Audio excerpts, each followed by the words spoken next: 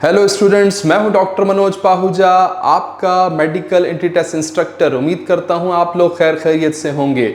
Students, आज से मैं शुरुआत कर रहा हूं केमिस्ट्री के एमसीक्यूज़ की, क्योंकि बहुत सारे स्टूडेंट्स ये डिमांड कर रहे थे कि सर हमें केमिस्ट्री और फिज़िक्स के एमसीक्यू ज़रूर प्रैक्टिस करवाएं, क्योंकि हमें बायोलॉजी से ज़्यादा प्रॉब्लम फेस करनी पड़ती है फिज़िक्स और केमिस्ट्री के एमसीक्यूज़ में।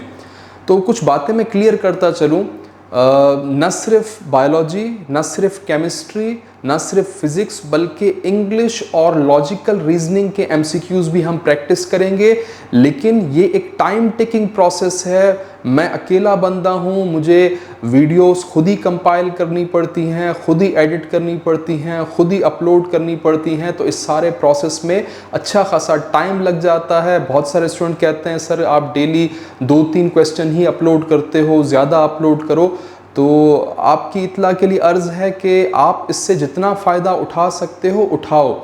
मेरा मकसद सिर्फ इस साल का एंट्री टेस्ट नहीं है, मैं एक फ्यूचर प्रोजेक्ट पे काम कर रहा हूँ। मेरा मकसद सिर्फ यूट्यूब वीडियोस बनाना नहीं है, मैं एक ऐसे प्रोजेक्ट पे काम कर रहा हूँ जिसकी मदद से हम आपकी फ्यूचर जनरेशन्स को फ़ायदा पहुँचा पाएंगे। एक ऐसा ज़ख़ीरा एमसीक्यूज़ का मैं बनाता जा रहा हूँ जिसमें हमने 1 लाख एमसीक्यूज़ को स्टोर करना है।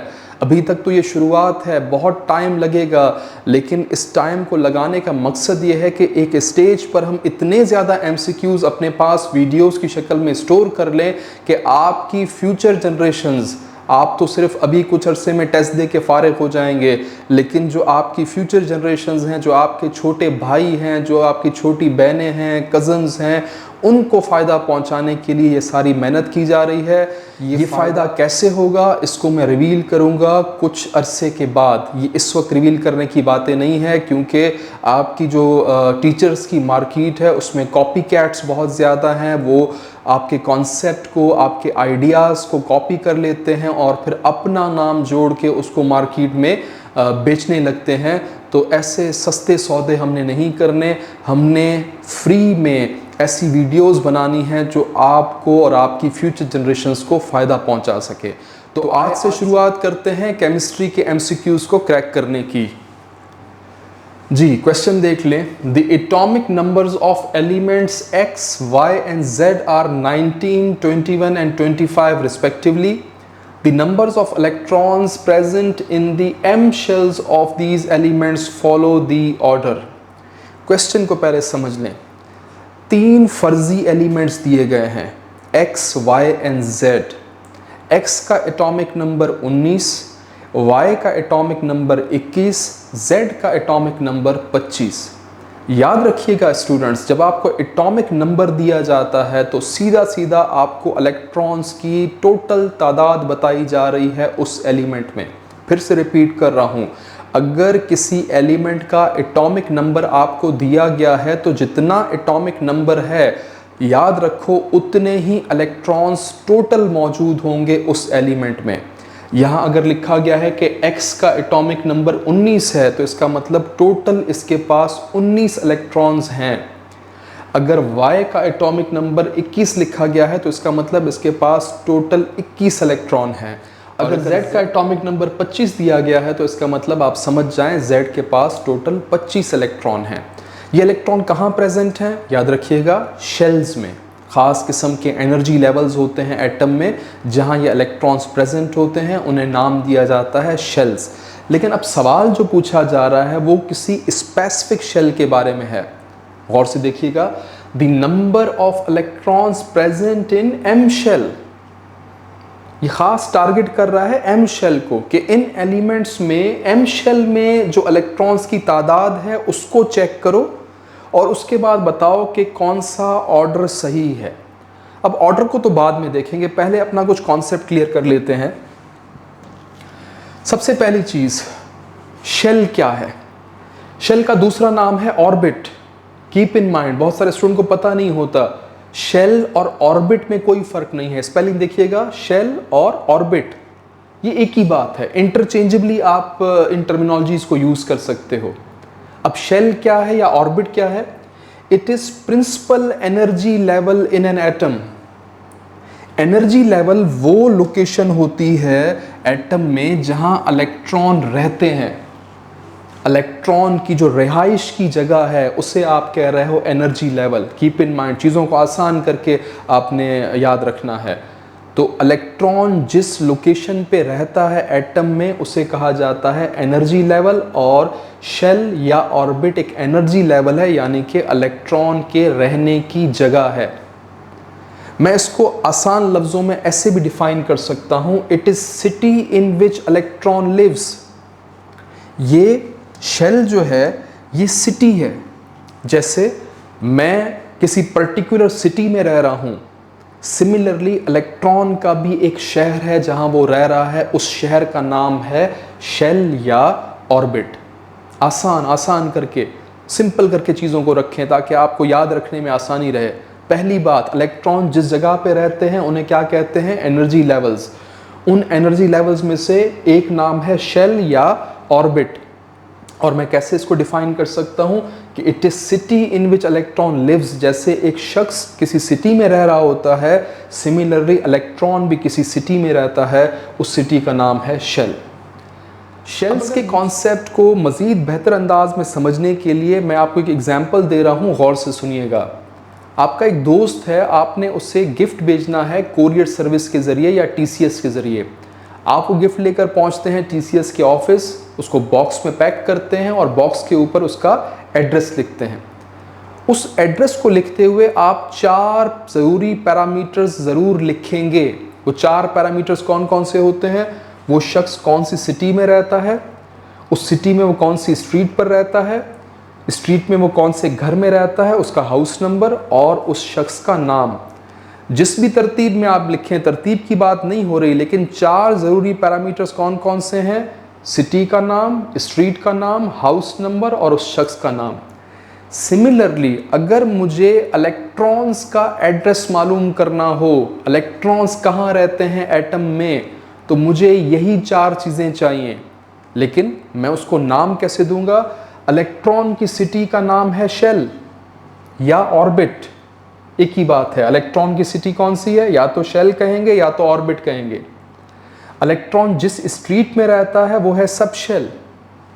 इलेक्ट्रॉन जिस घर में रहता है उसका नाम है ऑर्बिटल। यहाँ पे थोड़ा सा ख्याल रखिएगा, ऑर्बिटल की स्पेलिंग चेक कर लें। ऑर्बिट शेल के लेवल को कहा जाता है, ऑर्बिटल एक अलग लेवल है। और उसके बाद उस शख्स का नाम है इलेक्ट्रॉन। ये इलेक्ट्रॉन कहाँ पाया जा रहा है? ये इलेक्ट्रॉन मौजूद है शेल में, ये इलेक्ट्रॉन मौजूद है सब शेल में, यही इलेक्ट्रॉन मौजूद है ऑर्बिटल में। ये अलग नहीं है। ये जो शख्स है, ये जो आपका दोस्त है, ये शख्स ही मौजूद है सिटी में, यही शख्स मौजूद है उस सिटी की किसी स्ट्रीट में और स्ट्रीट के किसी घर में। अलग बंदा नहीं है, एक ही बंदा इन तीनों जगहों पर है। सिटी के अंदर स्ट्रीट में, स्ट्रीट के अंदर घर में। इलेक्ट्रॉन इन तीनों जगहों पर है। इलेक्ट्रॉन के लिए सबसे पहली चीज़ बतानी होती है वो किस शेल में है, फिर उस शेल के अंदर वो किस सब शेल में है, फिर उस सब शेल के अंदर वो किस ऑर्बिटल में है। अगर ये 4 चीज़ें आपको पता है तो आप इलेक्ट्रॉन तक रसाई हासिल कर सकते हो, इलेक्ट्रॉन की लोकेशन बता सकते हो। तो अब हमारे क्वेश्चन में जिक्र था एम शेल का, तो कुछ मजीद मालूमात इकट्ठी कर लेते हैं शेल के हवाले से। याद रखिएगा, shell is represented by N. What is N? N is principal quantum number. अगर आपको प्रिंसिपल क्वांटम नंबर n की वैल्यू दी जाती है तो आप बहुत कुछ बता सकते हैं शेल के बारे में। अगर आपको n की वैल्यू दी जाती है तो आप बता सकते हैं कि इलेक्ट्रॉन कौन से शेल में मौजूद है। अगर आपको n की वैल्यू दी जाती है तो आप बता सकते हैं कि मैक्सिमम कितने इलेक्ट्रॉन्स पर्टिकुलर शेल में आ सकते हैं। अगर आपको n की वैल्यू दी जाती है तो आप बता सकते हैं कि पर्टिकुलर शेल का एनर्जी स्टेटस क्या है, किसकी एनर्जी कम है, किसकी एनर्जी ज़्यादा है। n is directly proportional to the energy status of the shells. मिसाल के तौर पे अगर n की वैल्यू आपको 1 दी जाती है तो समझ जाओ इलेक्ट्रॉन मौजूद है k शेल में और मैक्सिमम कैपेसिटी k शेल की होती है 2 इलेक्ट्रॉन्स और इसकी जो एनर्जी स्टेटस है वो सबसे लोएस्ट है। इलेक्ट्रॉन्स रहना पसंद करते हैं के शेल में। अगर आप किसी नई सिटी में माइग्रेट कर रहे हों, नई सिटी में जा रहे हों और वो सिटी सस्ती हो तो आप वहाँ पे रहना पसंद करोगे, आपका खर्चा कम हो रहा होगा। अगर आप किसी महंगी सिटी में माइग्रेट करते हो तो वहाँ पे आप परेशान रहोगे, आप वहाँ पे रहना पसंद नहीं करोगे, बिकॉज महंगी सिटी में आपके खर्चे ज़्यादा होंगे। इलेक्ट्रॉन भी बिल्कुल इसी तरीके से है।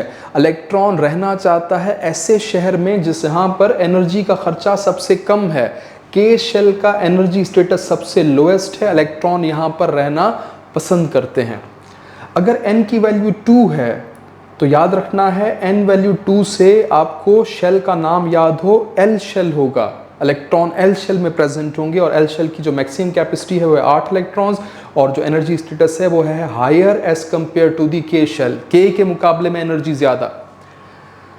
उसके बाद अगर n की वैल्यू 3 है, यहाँ पर मैं इसको हाईलाइट कर रहा हूँ बिकॉज हमारा क्वेश्चन जो था वो M शेल के बारे में था। तो अगर कहीं पर लिखा हुआ है कि n की वैल्यू 3 है तो इसका मतलब यह है कि शेल होगा M शेल, उसमें मैक्सिमम इलेक्ट्रॉन्स जो आ सकते हैं वो हैं 18 और जो एनर्जी स्टेटस है वो उसका हायर है। किसके मुकाबले में? पिछले के मुकाबले में। L से भी ज़्यादा एनर्जी हायर स्टेटस पर होती है M की। If n is equal to 4, electron मौजूद है n शेल में, टोटल कैपेसिटी n शेल की है 32 इलेक्ट्रॉन, एनर्जी स्टेटस इसका हायर है as compare to M shell. If n is equal to 5, electron मौजूद है O शेल में, टोटल कैपेसिटी है 50 इलेक्ट्रॉन और एनर्जी स्टेटस इसका सबसे हाईएस्ट होता है, जिसका ये मतलब है कि इलेक्ट्रॉन O शेल में रहना पसंद नहीं करते। अब हमारा क्वेश्चन ये था कि हमारे पास 3 एलिमेंट हैं x, y and z। x का एटॉमिक नंबर 19, y का एटॉमिक नंबर 21 और z का एटॉमिक नंबर 25 और बताना ये था कि m शेल में, कौन से शेल में? m शेल में, जिसका मतलब ये है कि n की वैल्यू होनी चाहिए 3। m शेल में इलेक्ट्रॉन्स की तादाद के हिसाब से हमने सही तरतीब, सही ऑर्डर बताना था।